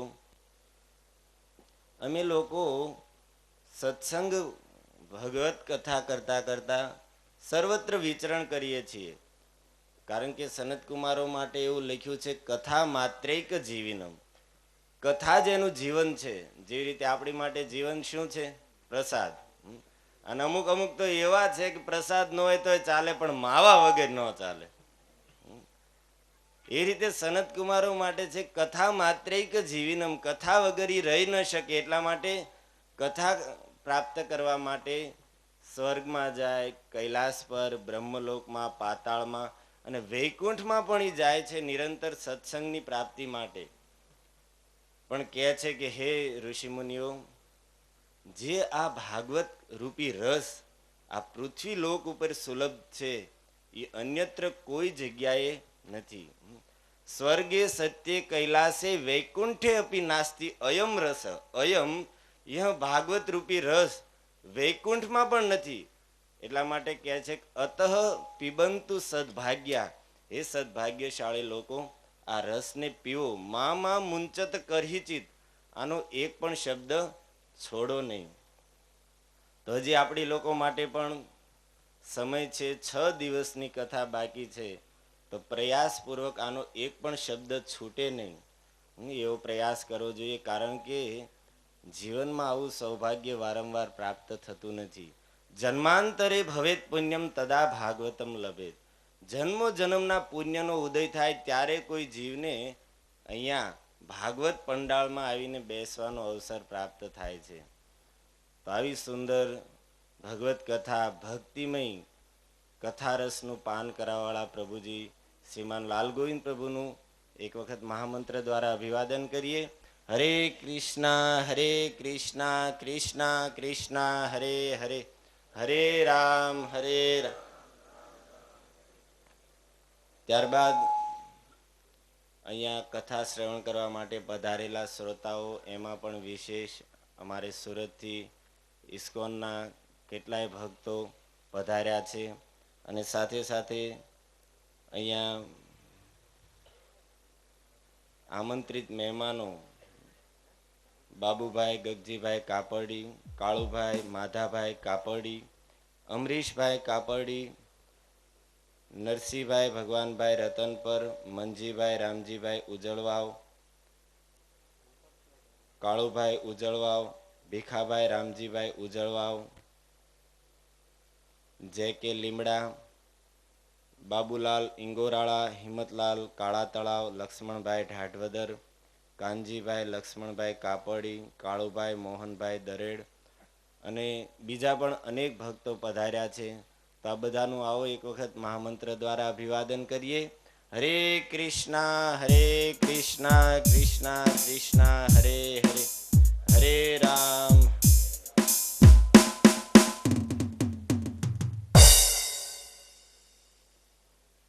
ત્યારબાદ અહીંયા ભાગવત સપ્તાહ નિમિત્તે જે કોઈ પણ ધન રાશિ પ્રાપ્ત થાય છે, દાન પ્રાપ્ત થાય છે, એ દાન ગૌશાળા માટે તથા ભાવનગરમાં હરે કૃષ્ણ મંદિરનું નિર્માણ કાર્ય થવાનું છે.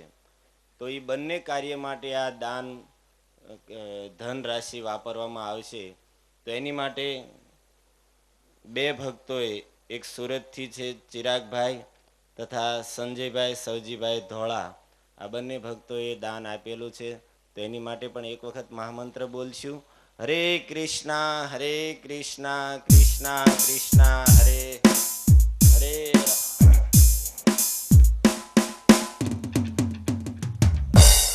હકીકતમાં ભગવાને ધન આપ્યું હોય તો એ ધનને ઠાકોરજીની સેવામાં લગાડવું જોઈએ.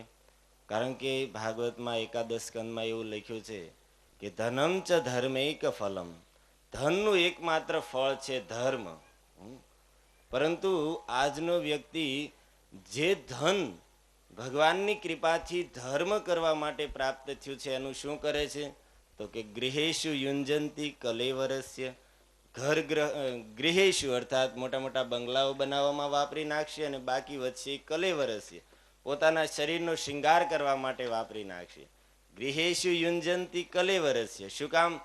મૃત્યુમ ન પશ્યંતી દુરંત વીર્યમ. કારણ કે વ્યક્તિ પોતાના મૃત્યુને નથી જોતા કે જે ધન હું ભોગો માટે વાપરી રહ્યો છું પરંતુ કાલે જ મૃત્યુ આવતાની સાથે આ બધું છૂટી જાય છે.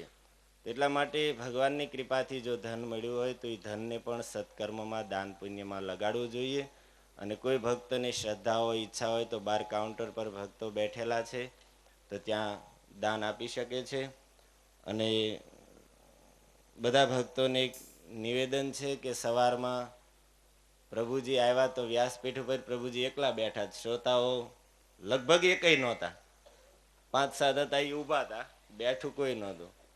તો તમને બધાને નમ્ર નિવેદન છે કે એટલી સુવિધા અમારે પ્રવીણભાઈ ગોટી તરફથી આપણને કરી દીધી છે કે બપોરે અને સાંજે ફૂલ પ્રસાદ છે તો પછી શું ચિંતા હોય. માત્ર 7 દિવસ બધી ચિંતા ઉપાધિ છોડીને અહીંયા સમયસર આવીને કથા સાંભળો. અને આજ સાંજે એક વિશેષ પ્રોગ્રામનું આયોજન છે, શનિવાર છે એટલા માટે અહીંયા રામ દરબારનું આયોજન કરવામાં આવ્યું છે. તો બહુ સુંદર કલાકારો આવશે અને સુંદર સુંદર ભજન અને કીર્તન કરવામાં આવશે. તો સાંજે ઠીક 8:30 વાગે રામ દરબાર છે. અને જે માતાઓ સાથે નાના બાળકો હોય એ માતાઓને વિનંતી છે કે પાછળની સાઈડ બેસે, જેથી કથામાં શ્રવણ કરવામાં અને વક્તાને કહેવામાં પણ અગવડ ન પડે. તો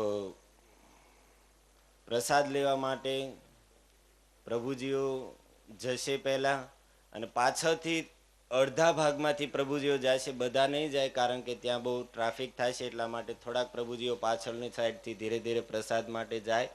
અને માતાઓ ત્યારબાદ, અને માતાઓ માટે પણ સુવિધા છે કે તમને કાયમ પાછળ રાખવામાં નહીં આવે. સાંજના સમયના પ્રસાદમાં માતાઓ પહેલા જાય છે અને પ્રભુજીઓ પછી જાય છે. કદાચ હું ભૂલી જાઉં તો યાદ કરાવી દેજો. તો અત્યારે પ્રભુજીઓ ધીરે ધીરે પ્રસાદ માટે જાય અને ત્યાં સુધી અહીંયા ભક્તો કીર્તન કરશે તો માતાઓ અને અડધા પ્રભુજીઓ કીર્તનનો લાભ લે. હરે કૃષ્ણ કૃષ્ણ કૃષ્ણ હરે હરે, હરે રામ